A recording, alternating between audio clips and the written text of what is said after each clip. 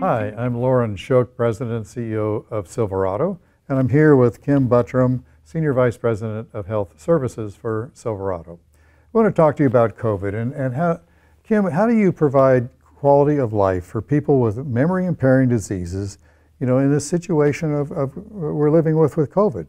Well, the exciting part, Loren, is a lot of our model of care already put us ahead in managing to COVID. We have a very professional expertise in terms of our staff. We have all dementia certified associates. We have a master's prepared social worker who, while previously would do support groups in person, currently is doing support groups with their mildly impaired residents and helping them understand the reasons for some of the accommodations that have had to be made due to COVID. In addition to that, now the support groups for family members are held virtually. The other piece I think that's huge is our medical director in every community, as well as our 24/7 licensed nurses and our RN DHS. That allows us to monitor residents, make sure we're doing enhanced screening to keep our residents safe. So there's a lot in terms of that model that has really been ready to go to protect our residents and keep them safe.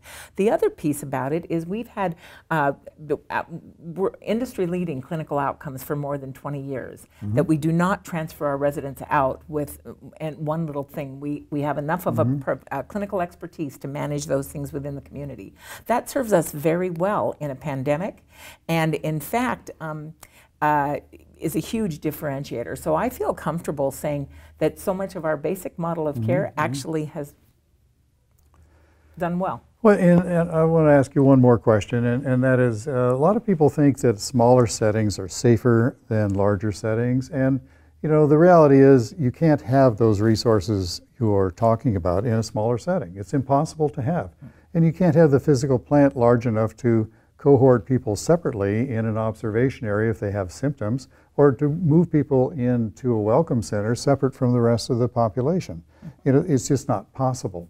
You know, so do you think there's a greater safety in a smaller setting, or what are your thoughts? I actually think one of the innovations we made very early, which was huge, was our differentiators, differentiating designated areas that are smaller neighborhoods. So you're still not losing all those resources that you have, but allowing you, exactly as you said, to cohort staff, to actually allow residents who might have been out of the community to come back and still be experiencing Silverado and having access to the outside and a room in an area different for 14 days in an abundance of caution before they join the whole general population. And those observation areas and welcome neighborhood have been huge in terms of allowing us to keep all of our residents safe.